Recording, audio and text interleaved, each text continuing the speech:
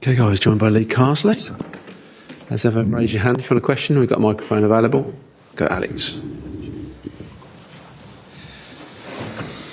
Hi, Lee. How's it going? You okay? All good. 2-0 wins in your first camp as interim head coach. Could it have been a better break? No, I think it was obviously important that we got the results, but more importantly for me, it was important that we had the performances. You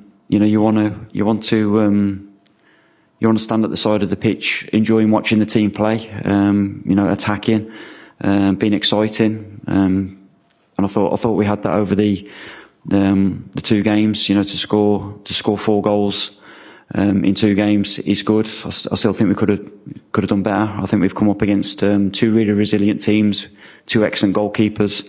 But yeah, I think we're moving in the right direction. Great. Back to Rob Dawson. Go sit down.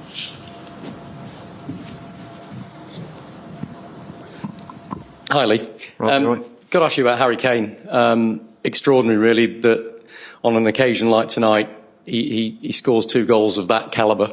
Yeah. What do you say about him?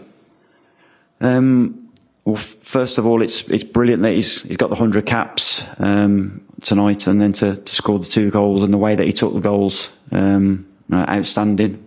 Not surprising, to see him in the short space of time that we've worked with him, the standards that he's got, the level that he produces every single day, on and off the pitch. Hopefully he'll get all the plaudits tonight. We were very lucky to have him. I think he's definitely performed on this camp the way I've seen him perform for Bayern this season. He looks very motivated to keep doing it as well, so which can only be good for us. He's talked about targeting 100 goals for England. Is that possible, do you think?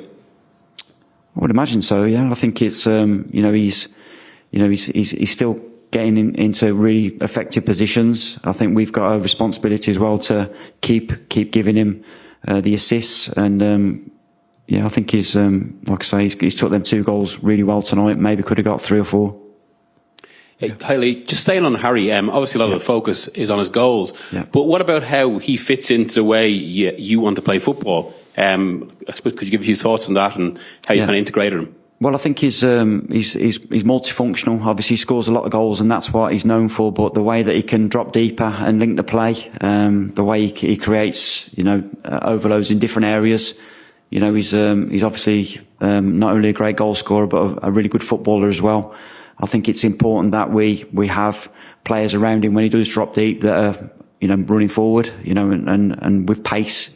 And I thought in the players that we had today, especially in the first half with Bukayo and Anthony, and then you change them 2 for Ebbs and Noni. You've still got that threat. So and Harry fits into that really well. Hi, Lee. I saw you early.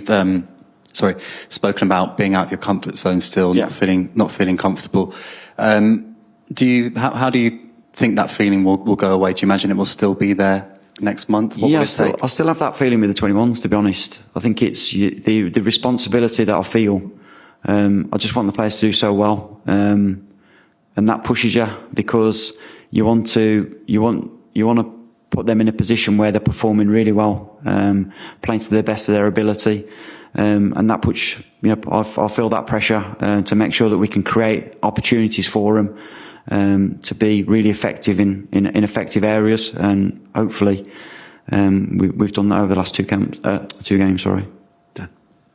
Just on Harry as well, how important is it, because he's such an important part in scoring goals and creating goals, how important is it that we get someone who is there for when he's not there in the future or when he gets injured?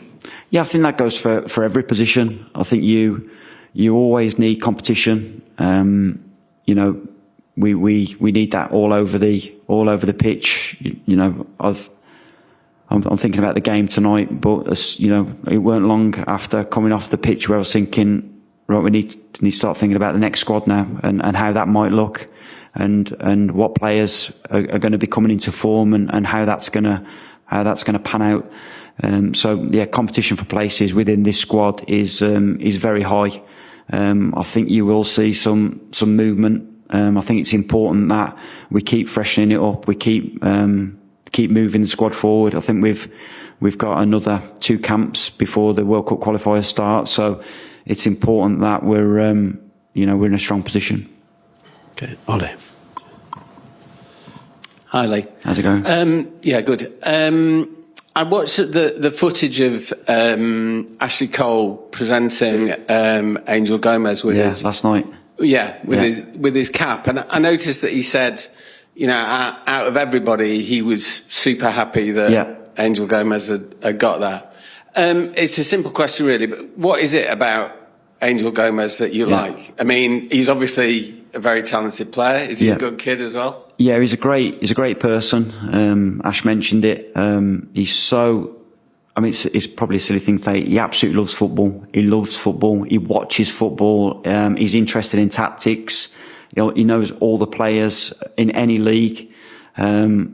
If you ask him for any feedback, you need to be prepared that he's going to give you some feedback on the session or how we're going to build up or the positions.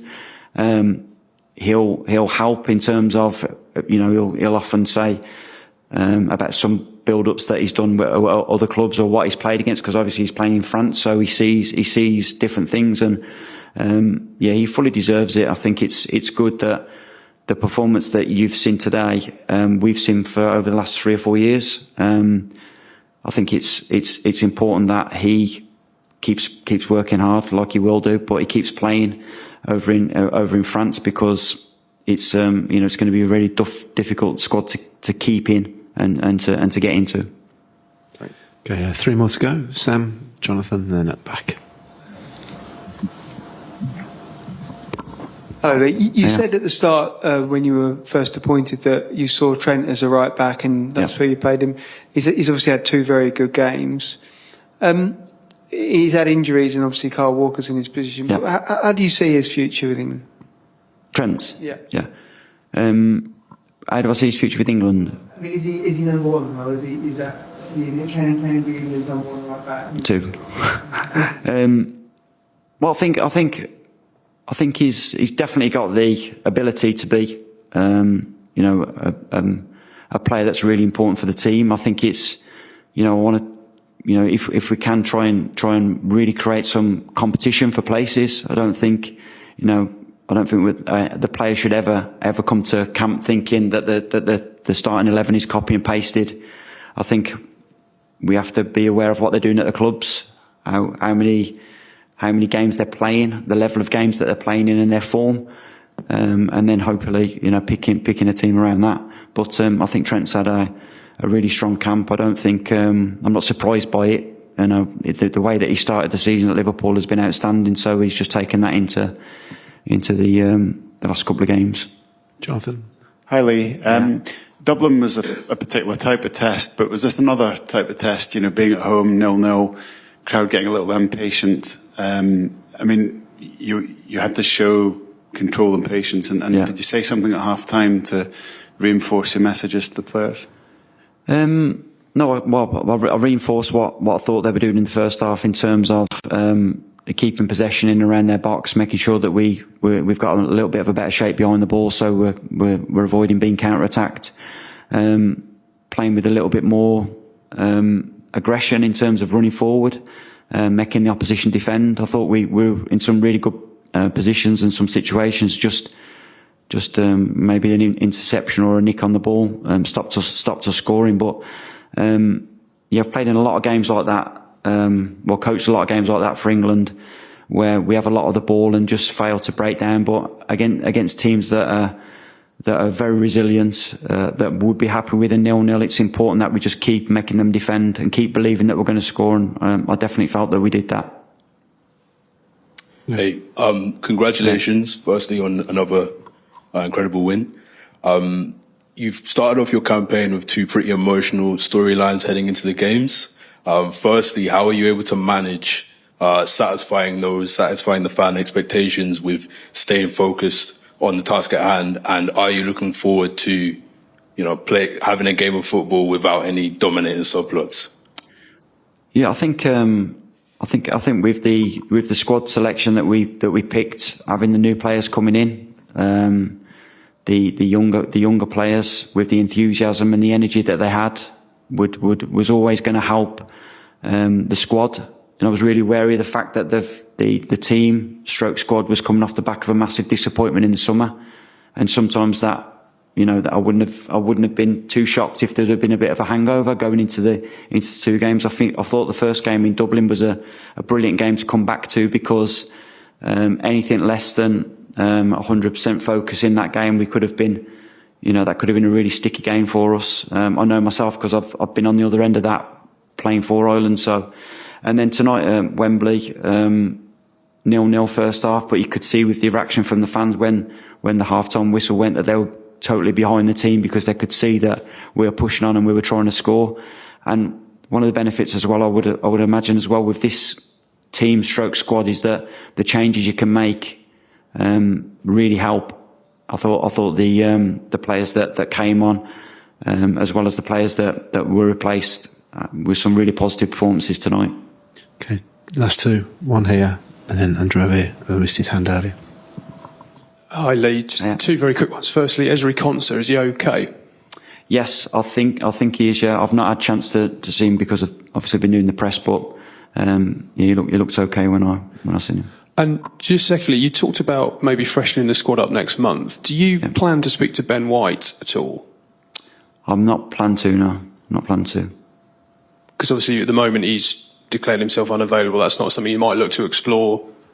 Yeah, I mean, we spoke about this in the squad selection. Every player that's eligible to play for England is in with a chance. As far as I was aware, he was asked to be not contacted. So if that changes, then yeah, that'll change. So the onus is on him. Yeah, I think it's important that we've got real competition in all over the pitch, and the more players we've got available to pick from, the better it is.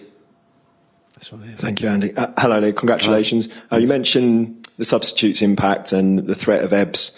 I think he's probably had the most touches of his whole England career tonight. Can you just sort of sum up his performance, and where do you see him fitting in with the England squad? Obviously, he was on the left and he was in the centre for quite a bit. Thanks. Yeah, he's a really talented player, as you've seen.